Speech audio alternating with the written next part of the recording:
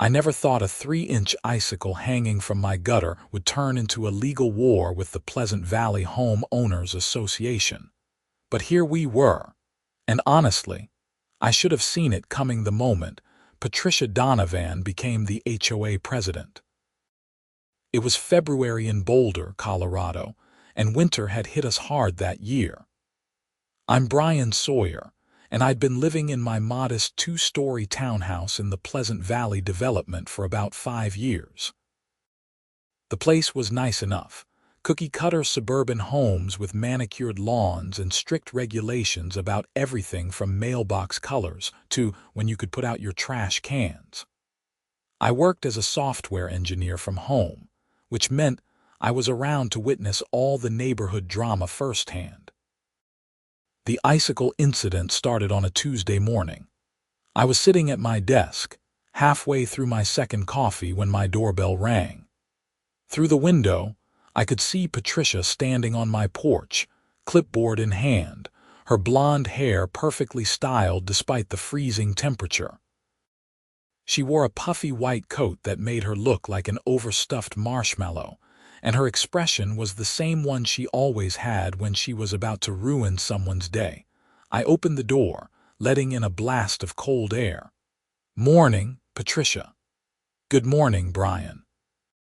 Her voice was clipped, professional, the kind of tone that immediately put you on edge. "I'm here on official HOA business. I need to inform you that you're in violation of Section 12, subsection 4 of our community guidelines." I blinked at her, genuinely confused. "What are you talking about?" She gestured toward my roof with a gloved hand. "You have multiple icicles hanging from your gutters that pose a safety hazard to pedestrians and anyone entering or exiting your property.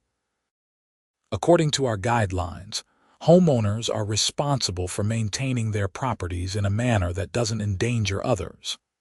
I followed her gaze. Sure enough, there were a few icicles hanging from the edge of my roof, the largest maybe 3 inches long. They were nowhere near the walkway, hanging over my lawn about 6 feet from where anyone would normally walk. "You've got to be kidding me," I said. "Those are tiny, and they're not even over the walkway." Patricia's lips pressed into a thin line. "The guidelines don't specify size requirements." "A hazard is a hazard. You have 48 hours to remedy the situation or you'll be fined $250. $250 for icicles." My voice rose slightly. "Patricia, this is Colorado in February. Everyone has icicles." "Not everyone," she said primly. "I certainly don't. I take care of my property properly. You'll receive the official notice in your mail today." She turned on her heel and marched back down my walkway, leaving me standing in the cold, staring at the world's most harmless icicles. I closed the door and immediately texted my neighbor, Marcus Chen, who lived 2 houses down.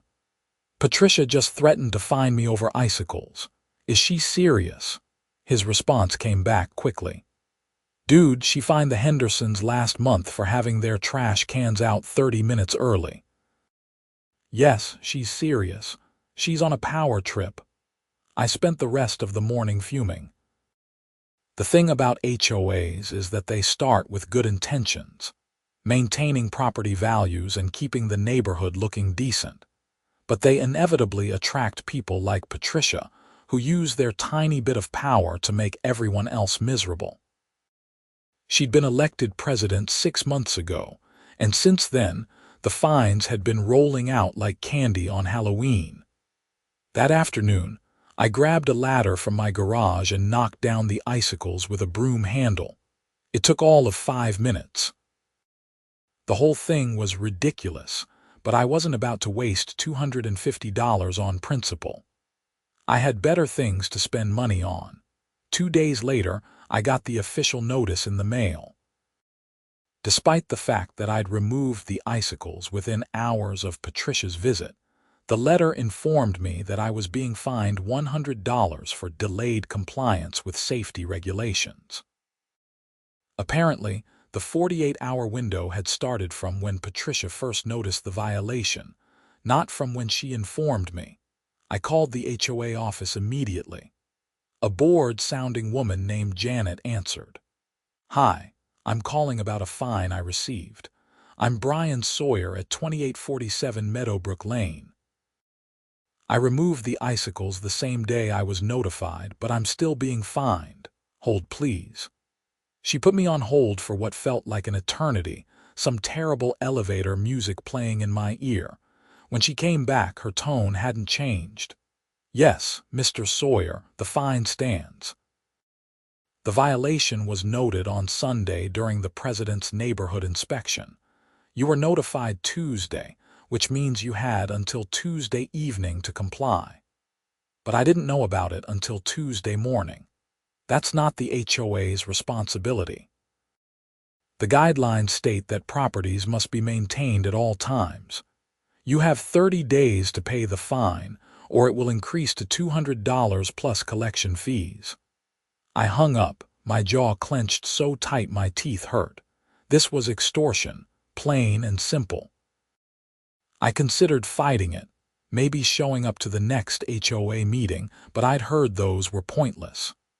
Patricia ran them like a dictator, and she had enough friends on the board to push through whatever she wanted. I paid the fine, but I couldn't let it go. Every time I looked at my perfectly icicle-free roof, I got angrier. It wasn't about the money, it was about the principle. Patricia was using her position to bully people, and nobody was standing up to her. A week passed. The weather stayed cold. More snow fell, and one morning, as I was leaving for a rare in-office meeting, I noticed something. The HOA building itself, a small administrative office near the community center, was covered in icicles. Massive ones, some at least a foot long, hanging directly over the entrance and the walkway leading to the door. They were legitimate hazards, the kind that could actually hurt someone if they fell. I stood there in the parking lot, staring at those icicles, and a slow smile spread across my face. Patricia wanted to enforce safety regulations. Fine. I could do that too. I drove to the hardware store before my meeting and bought 4 rolls of yellow caution tape, the kind construction workers use to cordon off dangerous areas. I also grabbed some orange traffic cones and warning signs that read, "Danger, falling ice." My meeting was short, and by early afternoon I was back home, loading everything into my car. I waited until evening, when I knew the HOA office would be closed, but there would still be enough light to work. Then I drove over to the community center. The icicles were even more impressive up close. Some of them were thick as my wrist, hanging precariously over the entrance. I pulled out my phone and took about 20 photos from different angles, making sure to capture how dangerous they actually were. Then I got to work. I set up the traffic cones along the walkway, spacing them evenly. Then I unrolled the caution tape, wrapping it around the cones, across the entrance, around the railings, basically making it impossible to get to the door without ducking under multiple layers of tape. I planted the warning signs in the snow on either side of the walkway. When I was done, the whole entrance looked like a crime scene. I stepped back, admiring my work. It was perfect. Petty, sure, but absolutely within the bounds of the same safety regulations Patricia had used against me. If icicles were a safety hazard worth fining over, then these monsters definitely qualified. I was back in my car, pulling out of the parking lot when I saw Patricia's silver SUV turn in. I slowed down, watching in my rearview mirror as she parked and got out. Even from a distance, I could see the exact moment she noticed the caution tape. She froze, stared, and then her head started swiveling around like she was looking for the culprit. I drove home feeling better than I had in weeks. The next morning, my phone rang at 8:30. I didn't recognize the number, but I answered anyway. "Mr. Sawyer, this is Patricia Donovan. We need to talk." Good morning, Patricia. What can I do for you? Don't play games with me. I know you're the one who vandalized the HOA building. Vandalized? I kept my voice innocent. I'm not sure what you mean. The caution tape, the cones, all of it. That's HOA property, and you had no right to put that there. Actually, Patricia, I had every right. Section 12, subsection 4 of our community guidelines states that safety hazards must be addressed. The HOA building has icicles hanging over the entrance that are far more dangerous than the ones I was fined for. I was just being a responsible community member by warning people about the danger. There was a long silence on the other end of the line. When Patricia spoke again, her voice was tight with barely controlled rage. Those icicles are on HOA property. That's not your concern. The guidelines don't say anything about exemptions for HOA property. A hazard is a hazard, right? Those are your words. You remove that tape immediately, or I'll have you cited for vandalism and harassment. I don't think so. See, I took very detailed photos of those icicles. If anyone gets hurt because you refuse to address a known safety hazard, you and the HOA would be liable. I'm actually protecting the association from a potential lawsuit. You should be thanking me. I could practically hear her grinding her teeth. This isn't over. I didn't think it would be. Have a great day, Patricia. I hung up before she could respond. Within an hour, there were workers at the HOA building knocking down the icicles and clearing the tape. I watched from my car, parked at a distance, feeling vindicated. But I knew Patricia wasn't going to let this slide. People like her never did. Sure enough, 2 days later, I received another notice in the mail. This one informed me that I was being fined $500 for unauthorized placement of safety equipment on HOA property and interference with HOA operations. There was also a warning that any future incidents would result in legal action and possible removal from the community. I read the letter 3 times, my anger building with each pass. $500 for doing exactly what she'd done to me, enforcing safety regulations. The hypocrisy was staggering. I wasn't going to pay this fine. Not a chance. I spent the next few days researching. I pulled up the community guidelines, all 73 pages of them, and read through every word. I looked up Colorado HOA laws, precedents, court cases, everything I could find. What I discovered was interesting. HOAs had a lot of power, but they weren't above the law.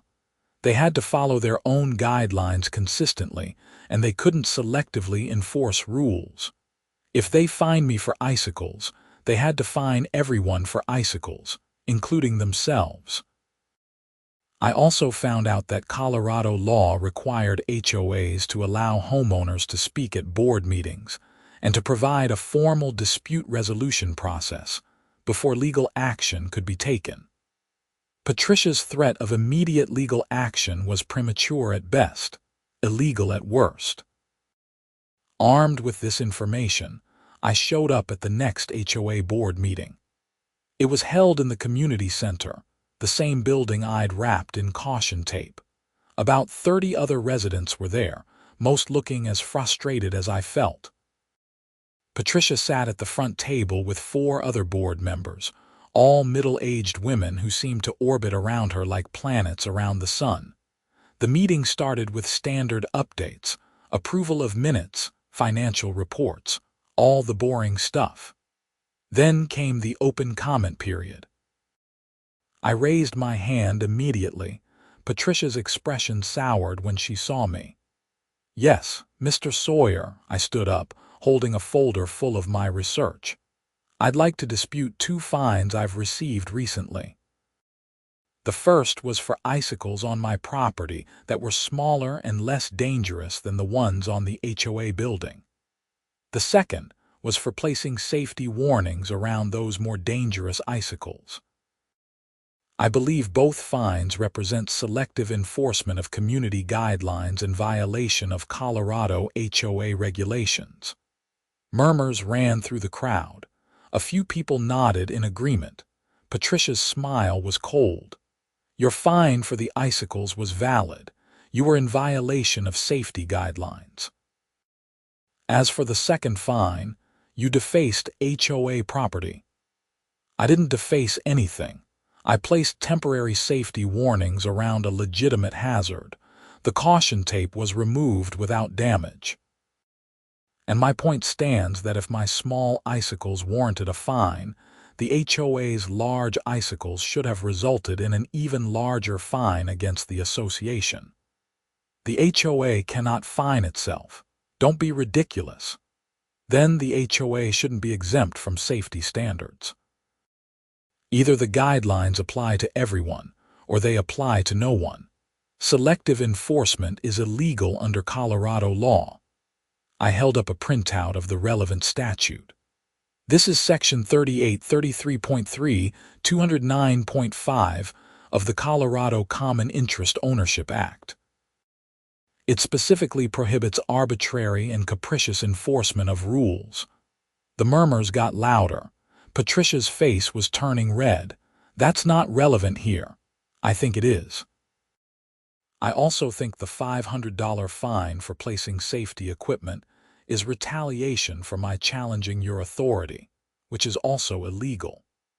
I'm formally disputing both fines and requesting a hearing with an independent mediator, as provided for in Section 8 of our community guidelines. One of the other board members, a woman named Susan, leaned over and whispered something to Patricia. Patricia's jaw clenched, but she nodded. Fine. We'll schedule a hearing, but the fines stand until the hearing concludes. Colorado law requires the hearing to be scheduled within 30 days. We're aware of the law, Mr. Sawyer. Patricia's voice could have frozen water.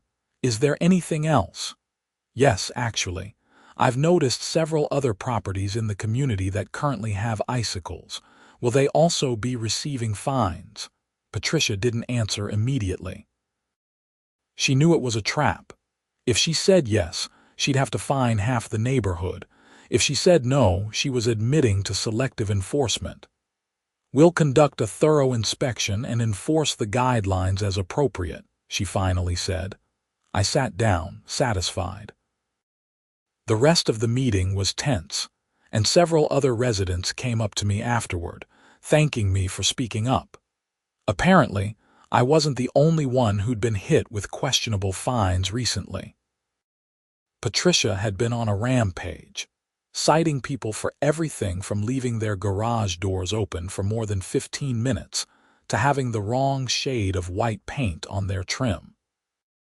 A guy named David Martinez told me he'd been fined for his daughter's chalk drawings on their driveway, classified as unsightly temporary decorations. An older woman, Helen Wright, had been fined because her newspaper was visible from the street before 7 in the morning. The stories went on, each one more absurd than the last. Someone needs to do something about her, David said. She's making everyone miserable. Why don't you run for the board? I asked. Elections are coming up in a few months, right? I don't have time. I'm working 2 jobs right now. That seemed to be the common thread. Everyone was too busy, too tired, or too intimidated to challenge Patricia. She'd counted on that when she ran unopposed last year. I drove home that night thinking about what David had said. Maybe someone did need to do something. Maybe that someone was me. The hearing was scheduled for 3 weeks later. In the meantime, I continued documenting everything. I drove through the neighborhood with my phone, taking pictures of icicles on other houses, none of which received fines. I kept copies of all correspondence with the HOA. I even filed a Freedom of Information request for the HOA's financial records, which they were legally required to provide to homeowners. When the records arrived, I spent an entire evening going through them. What I found was disturbing. Over the past 6 months, fine revenue had increased by 300%. But more interesting was where some of that money was going. There were several payments to a company called Donovan Property Services. A quick internet search revealed that Donovan Property Services was owned by Patricia's husband, Gerald. The company was supposedly handling landscaping and maintenance for the community, but the charges seemed excessive. $15,000 for snow removal in a month when we'd only had one significant snowfall. $8,000 for emergency repairs to the community center with no details about what was repaired. The numbers didn't add up. I wasn't an accountant, but this smelled like embezzlement. Patricia was funneling HOA money to her husband's company, and the increased fines were probably covering up the shortfall or padding their income. I made copies of everything and contacted a lawyer. Her name was Zara Nielsen, and she specialized in HOA disputes. Her office was in downtown Boulder, a sleek modern building with floor-to-ceiling windows. Zara was in her late 30s, sharp-eyed and professional. She listened to my story without interrupting, occasionally making notes on a legal pad.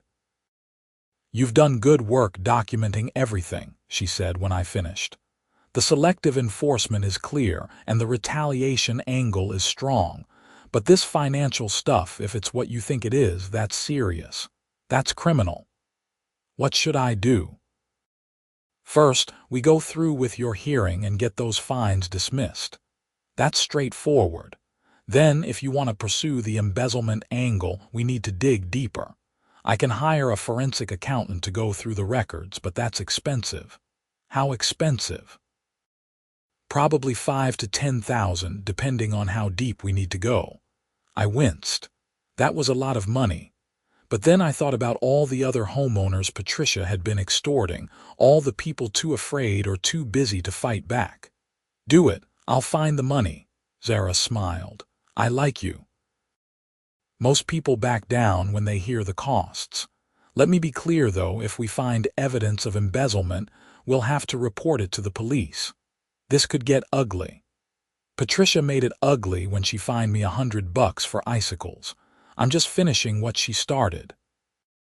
The hearing was held on a Thursday afternoon in the community center meeting room. Patricia was there with the rest of the board, plus a lawyer representing the HOA, a middle-aged man in a suit who looked bored. I had Zara with me, and she'd advised me to let her do most of the talking. The mediator was a woman named Carol Brennan, hired by the HOA but supposedly neutral. She reviewed the complaints, the fines, and the evidence I'd submitted. "Mr. Sawyer, you were fined $100 for icicles on your property. You contend this was unfair?" "Yes," I said. "The icicles were small and not positioned over any walkway. They posed no realistic danger. Meanwhile, the HOA building had much larger icicles directly over the entrance, which were not addressed until I placed safety warnings around them." "The HOA building is maintained separately," Patricia interjected. "That's not relevant." Zara leaned forward. "Actually, it's very relevant. The community guidelines don't exempt HOA property from safety standards. If the guidelines are enforced against homeowners, they must be applied consistently. My client has photographs showing at least 15 other properties with icicles during the same time period, none of which were fined." She slid a folder across the table. Carol opened it, flipping through the photos. "Mrs. Donovan, can you explain why these properties weren't cited?" Patricia's face was tight. "We can't inspect every property every day. We address violations as we observe them." "But you did observe these," Zara said. "These photos were taken along the same streets the HOA president lives on. According to HOA records, you conduct a neighborhood inspection every Sunday. You would have seen these icicles." Carol made a note. "What about the second fine, the $500 for placing caution tape?" That was vandalism, Patricia said firmly. He had no authority to place anything on HOA property. He placed temporary safety warnings around a legitimate hazard, Zara countered. No damage was done. The tape was removed easily. My client was acting in good faith to protect community members from potential injury. Fining him for that, especially at 5 times the amount of the original fine, looks like retaliation. The HOA's lawyer spoke up for the first time.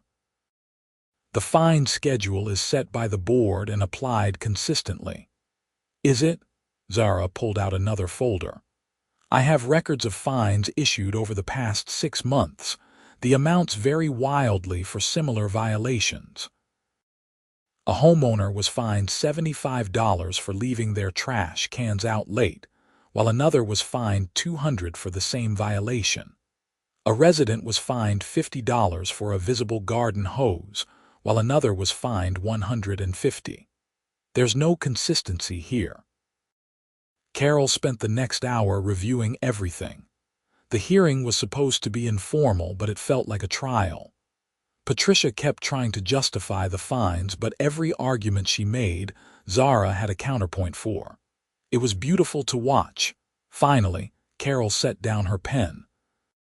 I'm prepared to make a determination.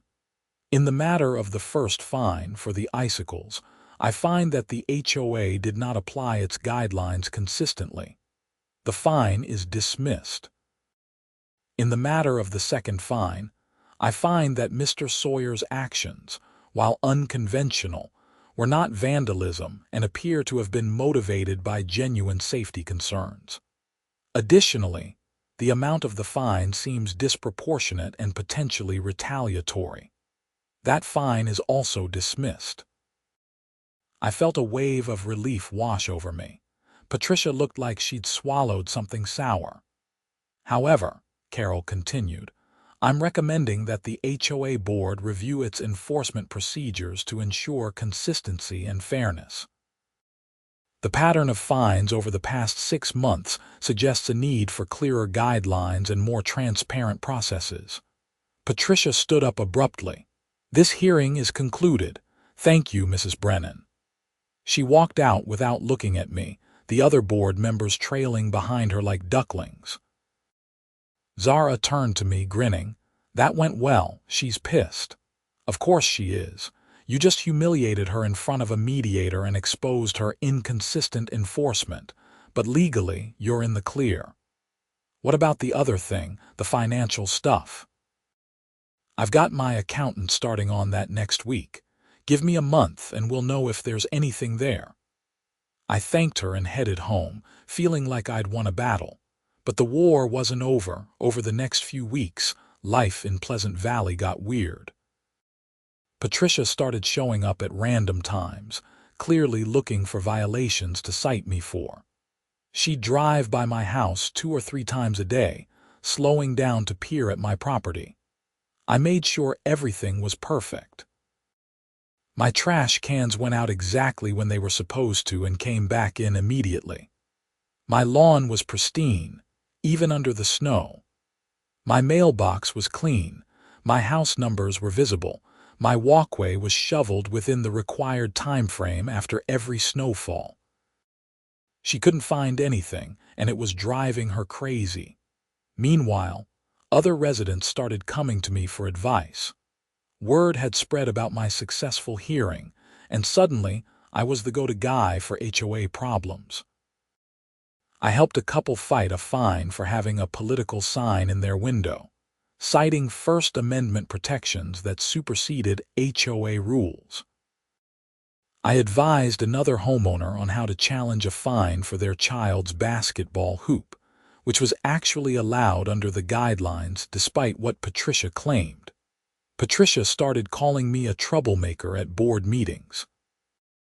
She accused me of stirring up dissent and undermining the HOA's authority. I just smiled and quoted the guidelines right back at her. Then, about 3 weeks after the hearing, Zara called me. Brian, we need to meet. My accountant found something. We met at her office the next morning.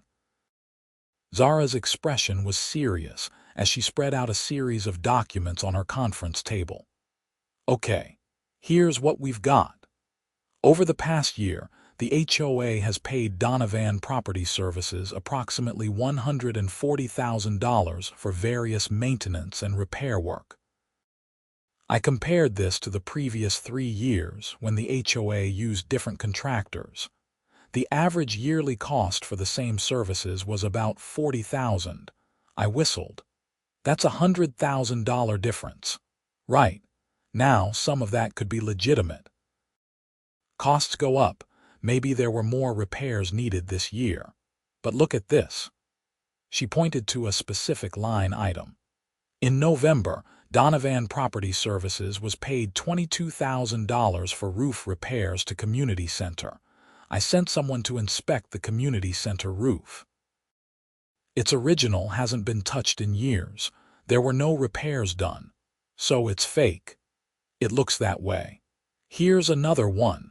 $15,000 for repaving the community center parking lot in December. The parking lot hasn't been repaved. You can see the same cracks and wear patterns in photos from last summer. She showed me more examples. Payment after payment for work that was never done. In total, she estimated that at least $80,000 had been paid for services that were never rendered. This is fraud, I said. Yes, and possibly embezzlement. If Patricia approved these payments knowing the work wasn't done and if she benefited financially through her husband's company, that's a crime. What do? We reported to the police. But Brian, you need to understand what this means. Patricia will be investigated, possibly arrested. This will blow up the HOA, probably end up in court. It's going to get messy. I thought about Helen Wright and her newspaper fine. David Martinez and his daughter's chalk drawings. All the other petty, vindictive fines Patricia had issued while she was literally stealing from the community. Do it, I said. Zara called the Boulder Police Department that afternoon. 2 days later, detectives showed up at the HOA office. I watched from my car as they carried out boxes of records. Patricia's SUV was in the parking lot, and I could see her through the office window, gesturing frantically as she talked to the detectives. The investigation took 2 months. During that time, Patricia was suspended from the board and Susan took over as interim president. The difference was immediate. Fines dropped off dramatically. Susan sent out a letter apologizing for the overzealous enforcement of recent months and promising a review of all fines issued in the past year. I got a refund check for the $100 I'd paid. So did a lot of other people. In April, Patricia and her husband Gerald were arrested. The charges included fraud, embezzlement, and theft. According to the news reports, the total amount stolen was closer to $120,000. They'd been running the scam for over a year, billing the HOA for work that was never done and pocketing the money. The case went to trial in August. I had to testify about the Icicle incidents and how they'd led me to investigate the HOA's finances.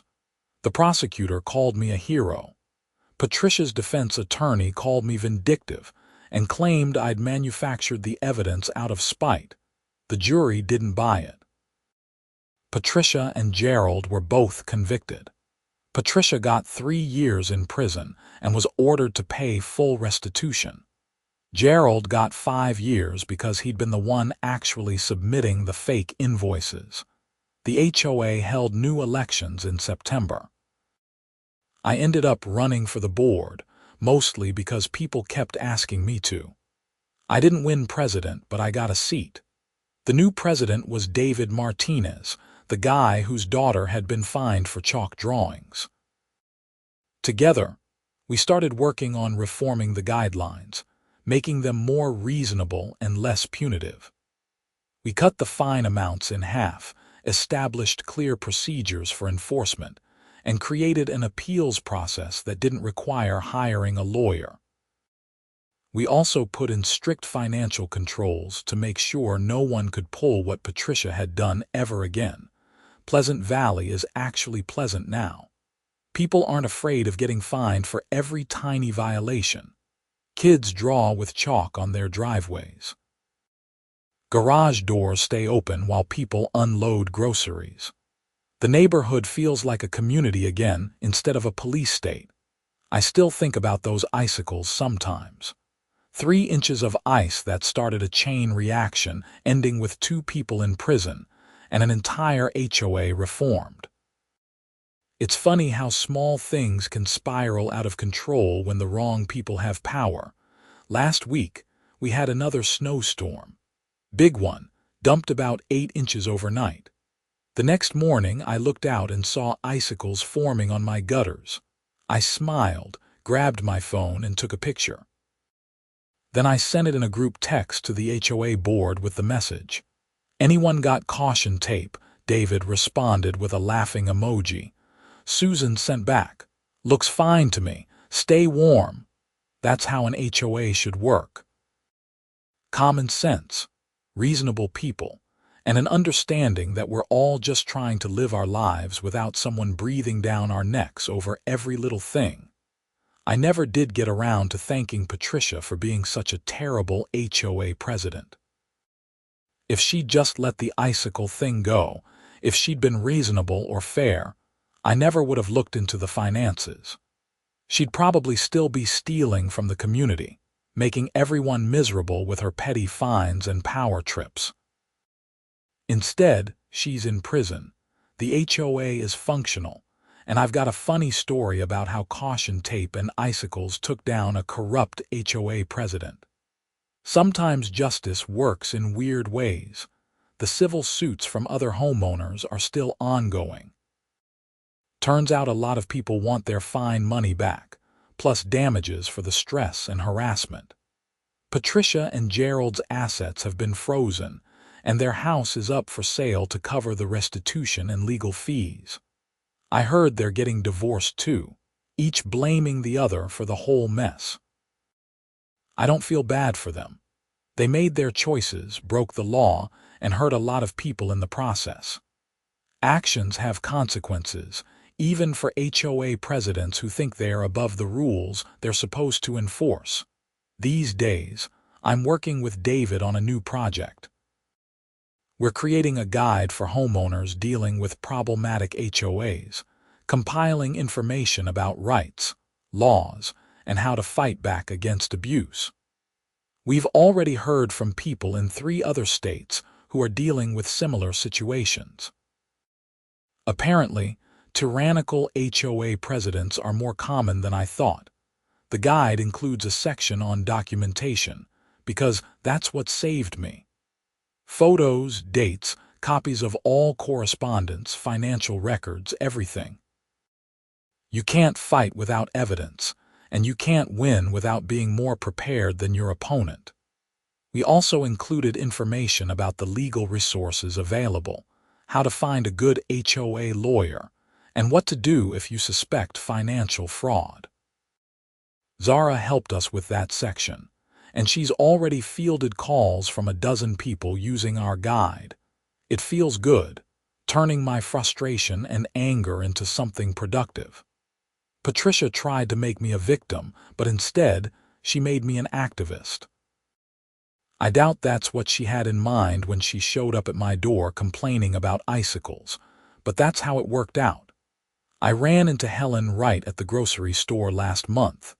She gave me a huge hug and told me I'd saved the neighborhood. I told her she was exaggerating, but she insisted. "You don't understand," she said. "I was thinking about selling my house because of Patricia. I couldn't take the stress anymore.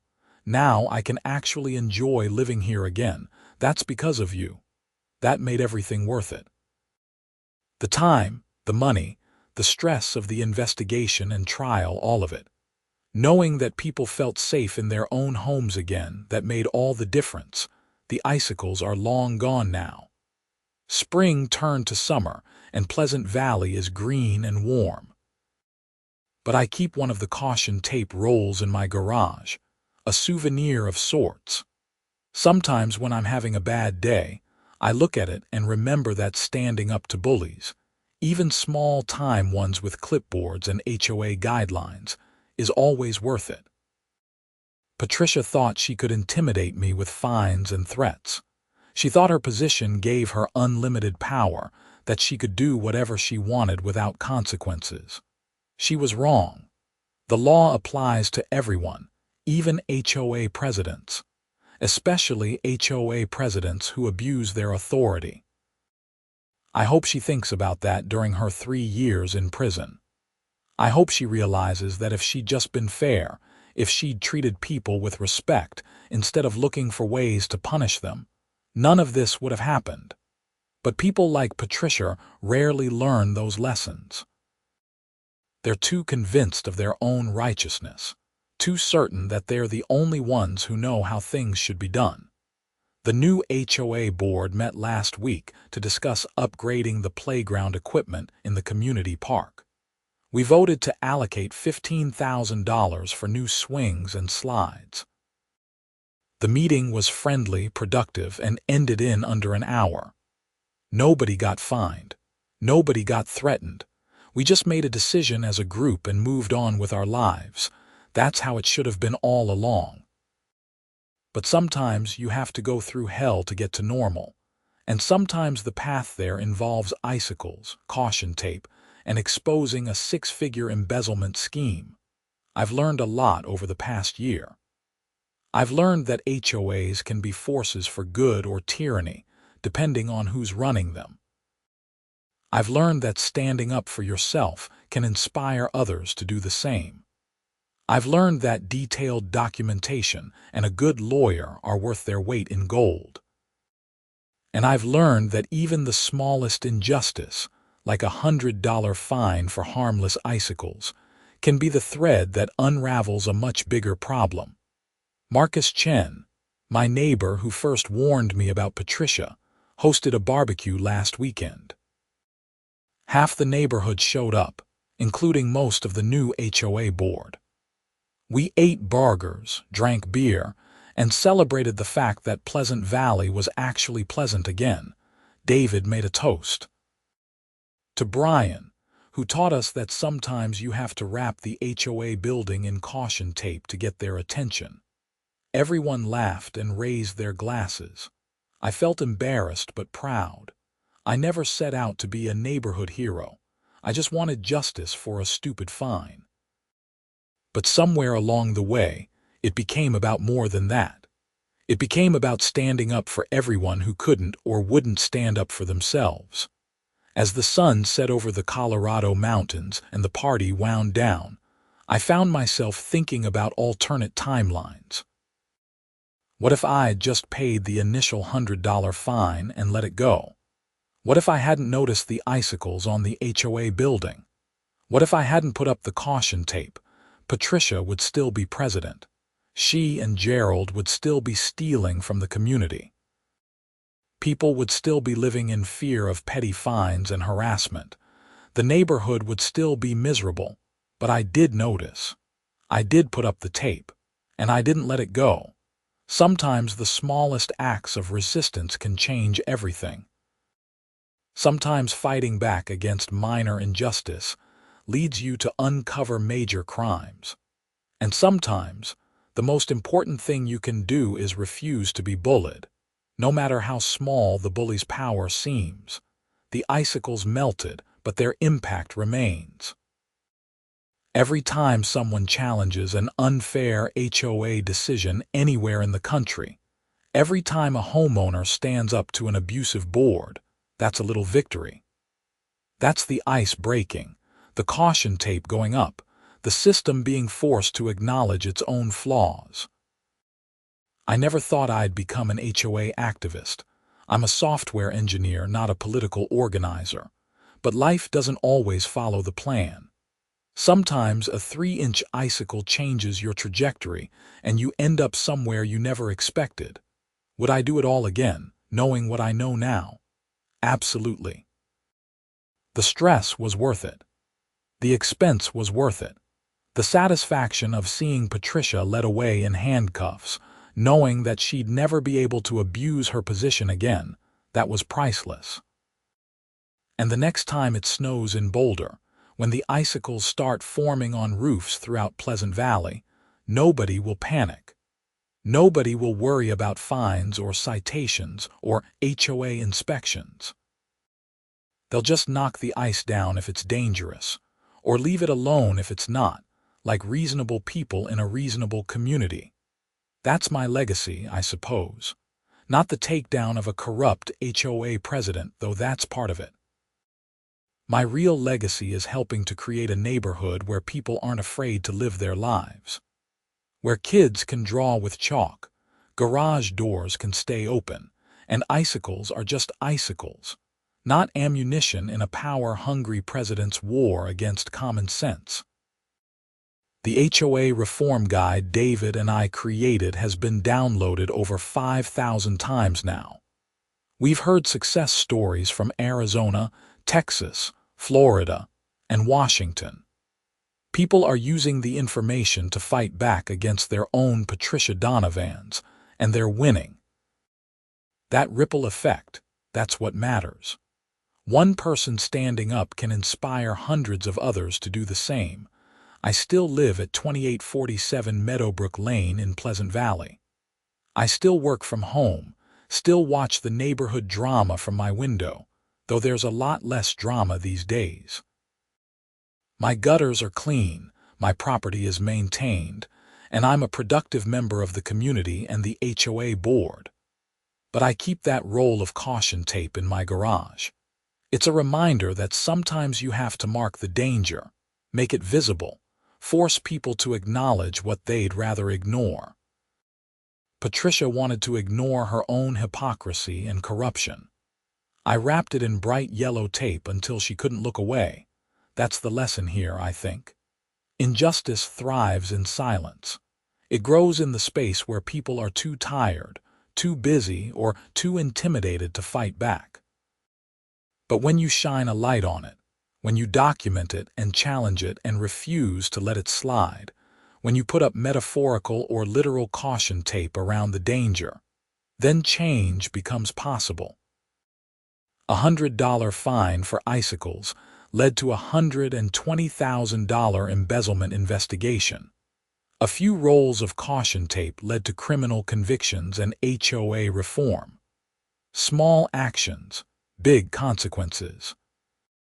That's how change happens, not through grand gestures, but through ordinary people deciding they've had enough and doing something about it. So if you're reading this and you're dealing with your own Patricia Donovan, whether it's an HOA president or any other small-time tyrant with just enough power to make your life difficult, don't give up. Document everything. Know your rights. Find allies. Fight back.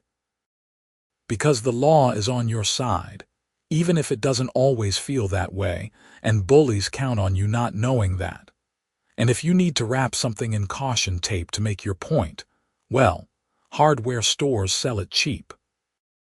Sometimes the most powerful act of resistance is highlighting the danger everyone else is trying to ignore.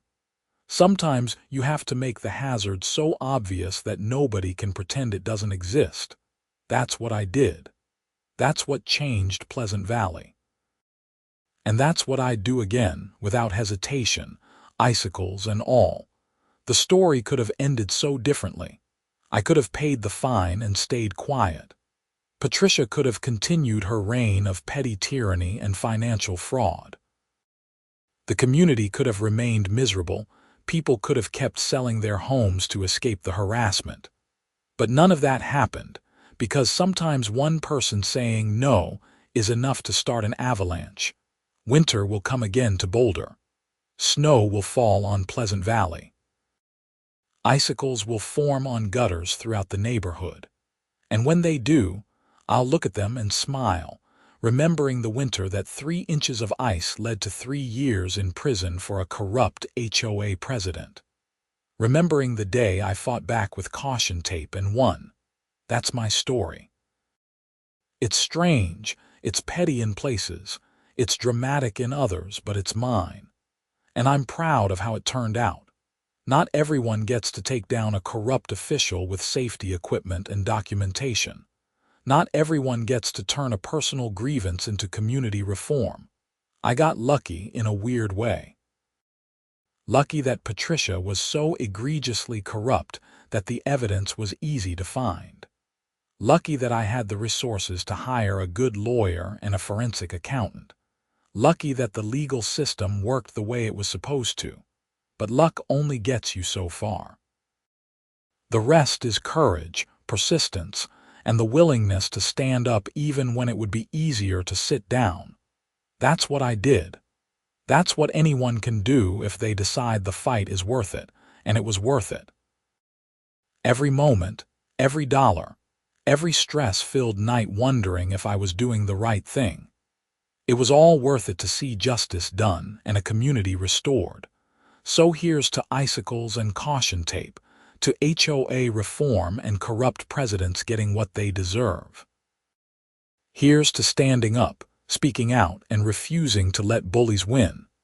And here's to Pleasant Valley, Colorado, a neighborhood that survived a tyrant and came out stronger on the other side. The icicles are gone, but their impact remains, frozen in time and memory, a reminder that even the smallest injustice is worth fighting, and even the pettiest conflict can lead to meaningful change.